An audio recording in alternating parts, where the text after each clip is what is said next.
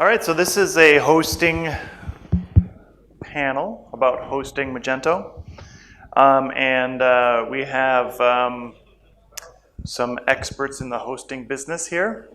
So why don't we start with introductions? My name is Brent. I'm with Magento. We're one of the organizers of Meet Magento India. Yeah, I'm Pradip Shah. I'm from LudoConnect, and we are a managed hosting service provider, which I guess all of us are here.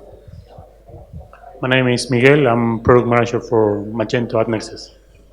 My name is Arun. I'm a founder CEO of ServerGuy, and we are a managed hosting provider with a very sharp focus on WordPress and Magento. My name is Shehzad. I work with WebScale Networks as the Assistant Vice President of Marketing. Good to be here. Great, so the format is I'm going to ask some questions, they're going to answer. We're going to try to leave 5 or 10 minutes for questions if anybody else would like to ask the panel questions. I find it very helpful if the audience stays engaged with what we're doing. So I'll try to see what it looks like, and if we have 10 minutes for questions from the audience, that would be great. Also, feel free to raise your hand if there's a particular thing you want to learn more about for more questions. All right, so the first question I have are just in general from the hosting world. What are the trends you're seeing now that are happening in 2020, and what do you think this year is going to be like?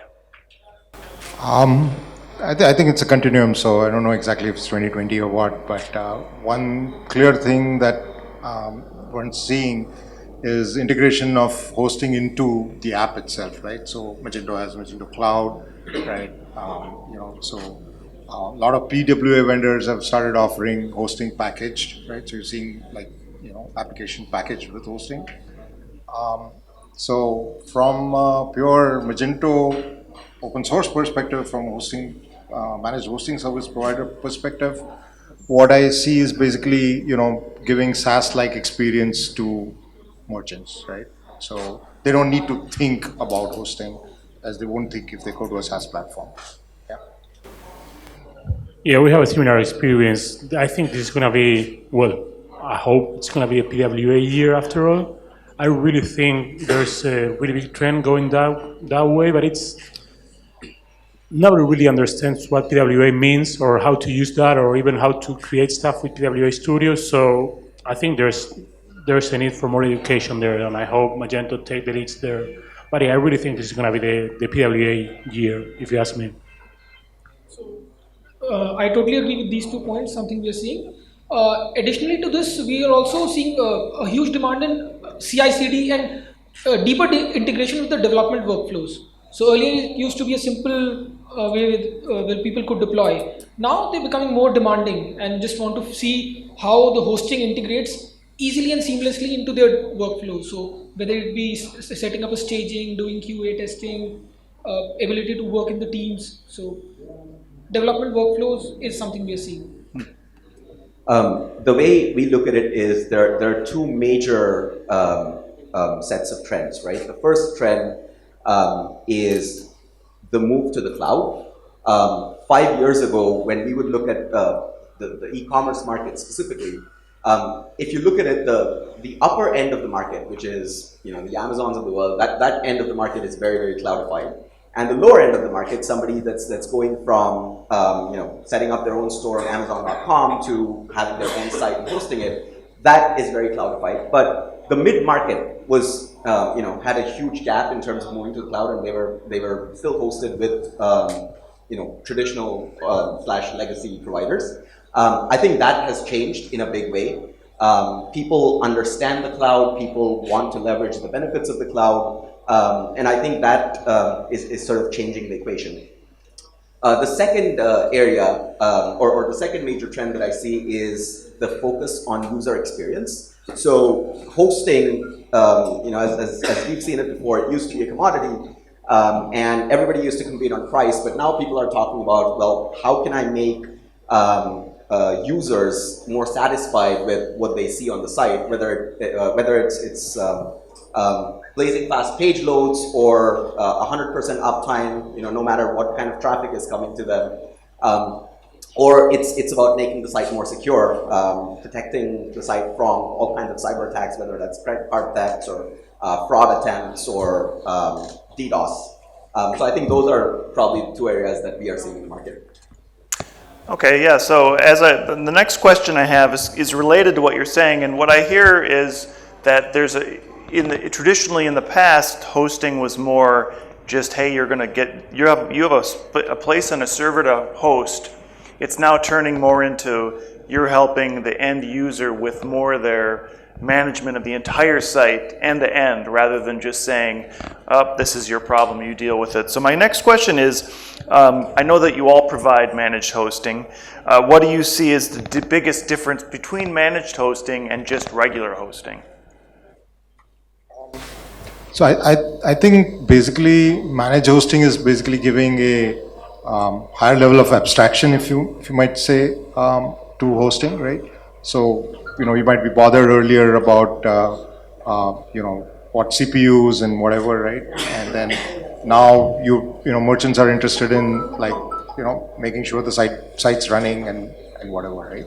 So what I'm seeing is basically that managed hosting is like take the pain away from the customer to even think about hosting, right? So just abstract it out. It's always pretty hard to define where that gray line between managed hosting and unmanaged hosting is, mostly because if you come to me and you ask me, hey, this site is not working, I'll be like, sure, I'm gonna check your code, but to what extent? How long or how much time do I need to spend in your site for you to be happy? How much time or how many resources we need to spend on you for you to be happy with the service you're getting? So while managed hosting is fine for Magento because most of the people don't really know how to configure a server, I think the biggest difference is how much are you, the customer, or the end, not the customer of the store, like the customer of the hosting company is willing to spend with us. Because as I always try to say, we don't work for you, we work with you. And that's how we try to make managed hosting work. By giving you the resources you need and the answers you need, but not by just fixing your stuff because you don't know how to fix it. That will never scale. You can do that with, 1,000, 2,000 sites, but when you host the amount of sites we host, there's no way you can make that work for every and each of your users. So at some point, we really need to define what managed hosting means and what application level support means. Because most of the people don't really get that, and they'll be mad if you tell them, hey, go check with your developer. Because most of the times, and I'm gonna tell you this, when you say it's a server issue, it's not. At all. When you come to me and you say, hey, the server is not working, I'm gonna tell you your code is not working.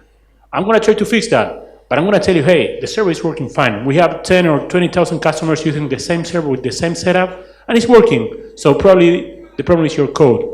And that's where we really need to define that gray line that says, hey, this is the application, this is the server. And these days I can understand the line is really gray and moving all the time, but managed hosting is not telling me, hey, my site is not working and forget about it. You really need to work with us at some point, and that's probably the best way to make that work for everybody. So managed hosting is basically allows you to charge 10x for what you want to. So today everybody calls themselves as a managed hosting provider. That's how you end up making money. But the line between self-managed and managed is always blurred. And as I totally resonate that it's more often than not a developer issue. But as a managed hosting provider, so sort of we take the responsibility of guiding the developers. So may it be performance issues, we help them, may it be sort of a security issue. So as a provider, we can sort of monitor if something is vulnerable and guide them. They still will have to patch it themselves. But we can make sure that they are aware of the issues. So if it's a performance issue, so we can help them identify the bottleneck. But at the end of the day, if it's not a server issue, they'll have to fix.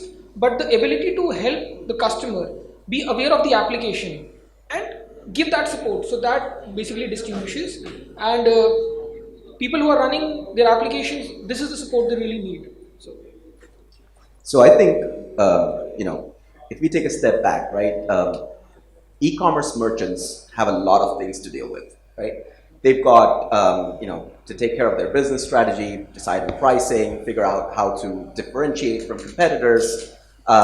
They need to figure out shipping. There's a lot of different things, right? And the hosting infrastructure is probably something that a managed host,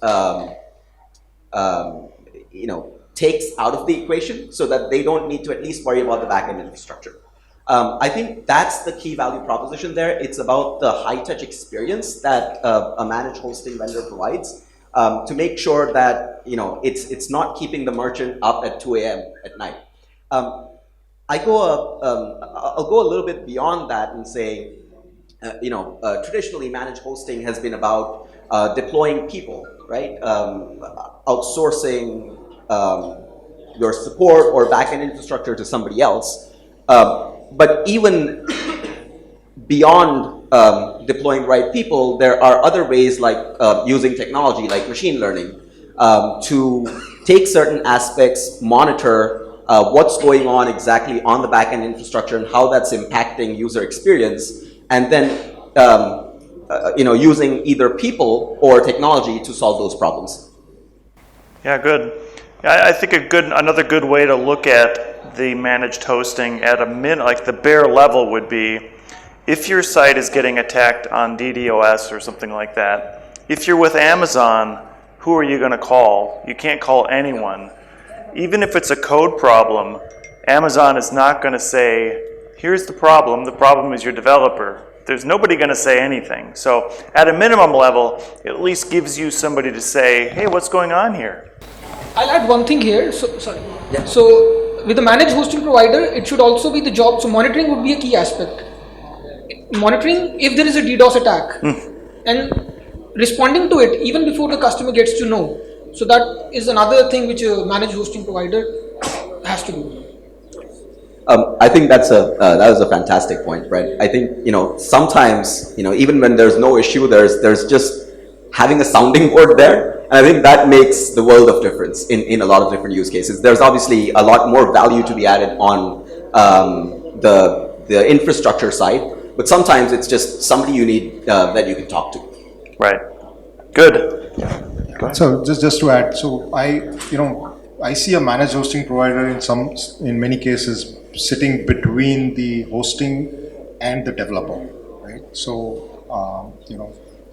like basically a lot of times the merchants do not have the ability to look at code, right? And they are depending on a developer to develop the code, right? And developers have pressures; they want to release code fast, right? And basically the managed hosting provider is sitting on the on the merchant side, making sure that the hosting, for example, bill doesn't run out of control, right? Which might happen, for example, with a DDoS attack which has not been monitored, okay? Or bad code doesn't go out, right? As Arun also said, getting staging and other things are important. So yeah, that's where the value for managed hosting comes in. Good. All right, next question. There's lots of big events that happen around the world now. Cyber Monday, Black Friday. Every Latin country has their own day now. How do you help your clients prepare for those events? And are you proactive sometimes in helping them prepare for those? Yeah, I mean, I'm going ahead. I'm the first guy here, so I'm taking that question. Anyways, yeah. So basically, doing auto scale or something is like, it's an implementation detail, right? But we generally tend to talk to merchants earlier. For example, I think one of the newer trends is sending out SMS messages as marketing. It's a very, very effective mechanism. Millions of people, hundreds of thousands of people will get the SMS and they'll all go and click, right? And that, like, for hosting becomes like one of the big nightmares, where we have just too many people coming onto the site right away.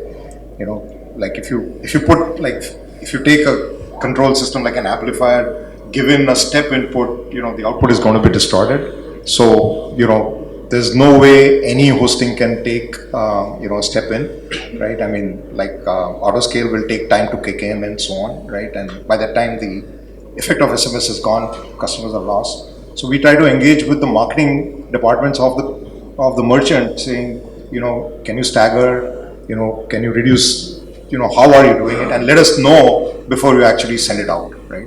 It would be great for me to say, yeah, send any traffic and we'll manage it. But the reality is, like, if you send out an SMS, it's going to be a disaster sometimes, right? So yeah, so we talk to marketing and make sure that their plans, and we understand what's happening, and then take it out.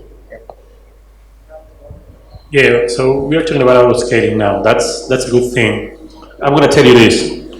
When you go to a hosting company and they tell you, yeah, we do auto scaling, you really need to understand what's going on in the backend. Because when you have 10,000 people hitting on your side, adding, I don't know, an extra 10 gigabyte of memories, it's not going to give you more processes. So what you really want when it comes to auto scaling is more PHP processes, not more RAM or more memory.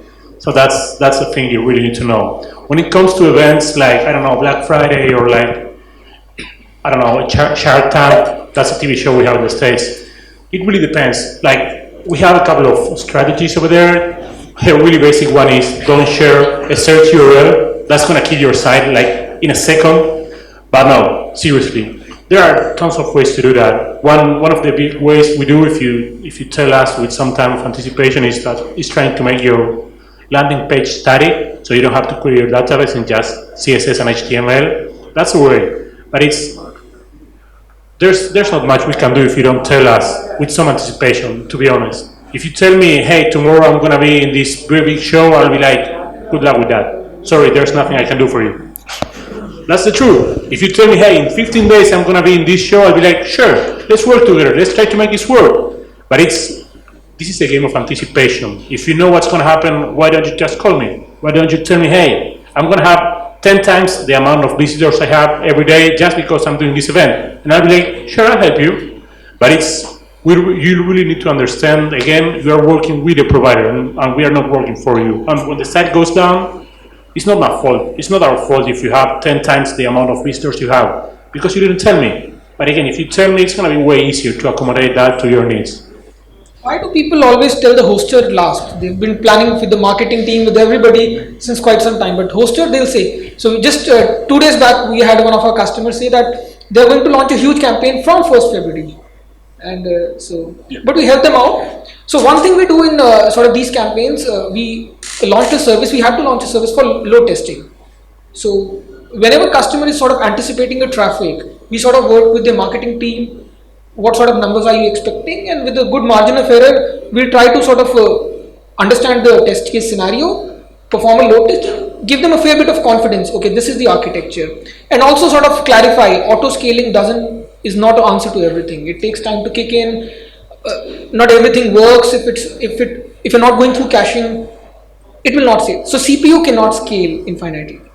If you know how to cache, if you're using it properly, Magento gives enough options to use that correctly, then we allow it to handle. And continue to previous question. So ability to scale, work with these sort of peaks is a part of a managed hosting provider.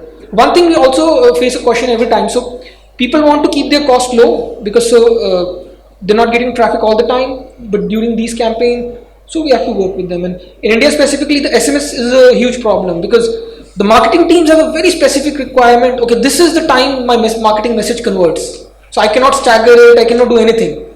Just make it work. So, but we make it work. So that's the fun part of our job. There's a lot that I want to say here, right? And I'm going to try and keep it brief and interesting. But so let's start off with Black Friday and Cyber Monday.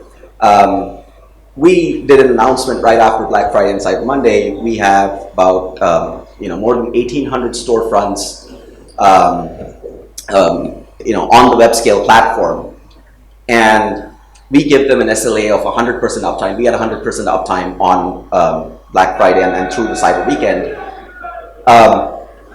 So the most counterintuitive thing here is Black Friday was our quietest day of the year. And that happened because of two reasons. The first reason is, the customer success team, customer support team does a fantastic job of sending out best practices prior to the actual event and saying, well, we're going to scale your servers up. We're going to make sure nothing breaks. Please don't make any code changes. A few weeks before that, right? And so that's one piece of it. The second piece of it is technology.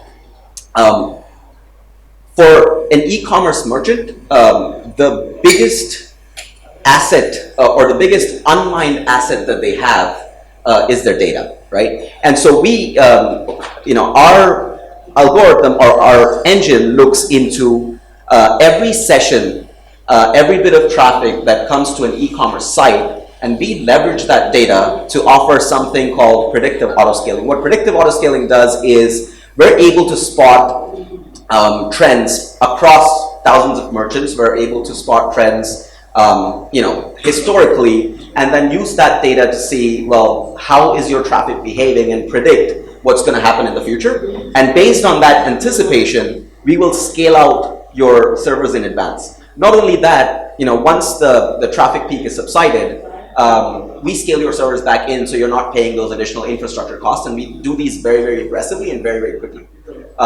Faster than any other cloud provider in the world. The third one is... I think we'll have I'm sure.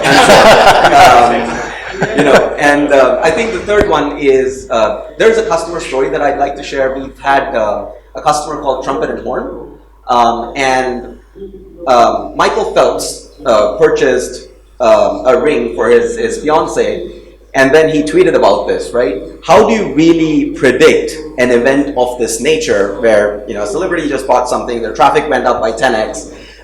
We were able to support that with 100% uptime in minutes. But I'm sure there's going to be a lot of people disagreeing with a few of the points I said, and that's okay. All right, I think we're out of time. Yeah. Thank you, everybody. Thank you all for participating. Thanks, this has everyone. been very informative. Thanks for being a Give everybody a hand.